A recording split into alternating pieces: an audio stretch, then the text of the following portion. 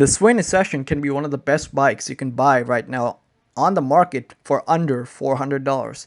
I've had an old beat up mountain bike for, I don't know, 5 years, and upgrading from that to this brand new Schwinn Ascension is one of the best decisions I've ever made because this bike is made out of aluminum with Schwinn suspension fork and is built for responsive riding and tough bumpy trails.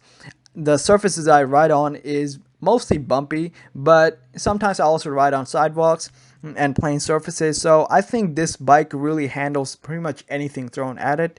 It has 29-inch wheels, which helps you go over basically anything. So one time there was this log that fell on my path on a trail that I was riding on, and this bike had no problem going over that log. It was basically a piece of cake. I wouldn't even imagine doing this with my old bike because it would just beat up the tire. It'll maybe bent the rim or something. But 29-inch wheels really helps you get over those heavy obstacles very easily. It has a Pro Rush 7-speed shifter and a rear derailleur with clutch and precise gear changes. Let me tell you how smooth these gear changes are. Most of the time, I only use one gear. So the one downside to this bike is that the main big gear only has one big gear. The one I had before, it had three. So I really don't find a big problem with this because I just used the seventh gear, the smallest gear in the back, and since this has one gear in the front, it just makes a easy shifting experience. I just need the low gear sometimes when I'm going over I'm climbing or going over something big, but most of the time I just use one gear in the back. So I really don't see you know having one big gear as a downside in this bike because you can get away with it in most situations. It fits riders up to 6 feet tall. I'm 5'7", and I do have to say this bike is a bit big compared to my old bike that was a medium framed, but no, it was a large frame, but it had 26-inch wheels. But this bike I think is very big. It has the largest frame you can buy on the market, and it also has 29-inch wheel. So I think it becomes a bit difficult to ride sometimes, but it's really not that big of a problem after you get used to it. It has mechanical disc brakes front and back. It's actually a very big plus for this price range because those rubber brakes that the rim brakes they wear out very quickly, but disc brakes can stop you very safely, and it's a big plus in this price range. And disc brakes last generally longer than those rim brakes, and I think it's a very good thing that Schwinn actually decided to put this on under $400 bike. It has light and strong alloy rims that provide more durability for everyday riding. So that goes back to the thing I was saying earlier. Though if you get a bike with poor rims, it might damage the rims if you actually abuse the bike, which I did a couple of times back then, and it was not a fun experience. I got stuck. So let's go over some of the specifications. It's overall 74 inches and 42 inches in height and 74 inches in length.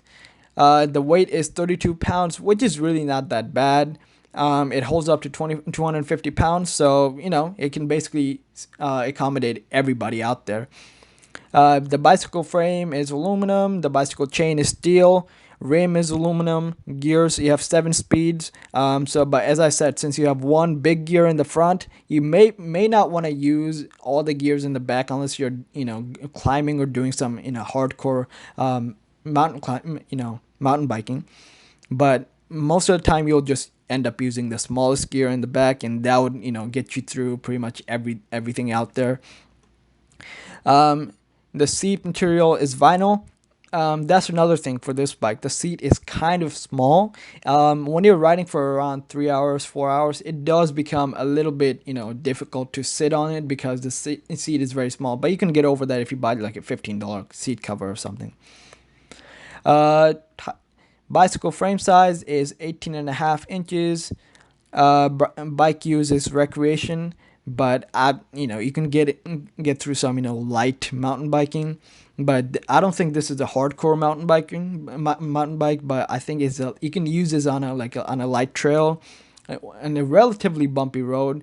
But I wouldn't actually abuse this thing because it's under $400 bike. It you kind of have to go with the price. Like it's not built for like the hardcore stuff. You can definitely use for it because this has a 29-inch wheel, and has pretty big tires on it. You can definitely use it, but I would not recommend it because the bike I had before, it was a much more expensive bike to begin with, but since I bought it used, I got a good deal on it. Even that struggled a little when it comes to the hardcore trails that I took it on. So unless your bike is really expensive and has all the stuff built into it for mountain biking, I wouldn't use this bike for hardcore use.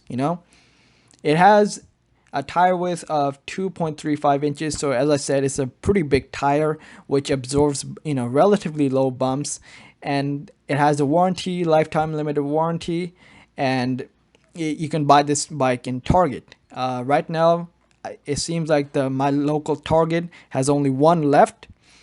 So if you can find this bike right now in your Target, just please go and buy it, because it's not gonna be in stock for long, because right now it's COVID. Everybody wants to avoid public transportation, and they want to ride their bike and have some fun time, to not get stuck in the house.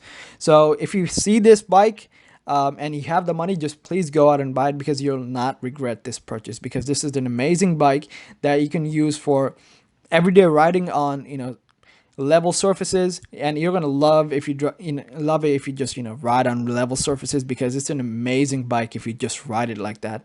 And you can use it for some light duty mountain biking. That's all I'm gonna recommend.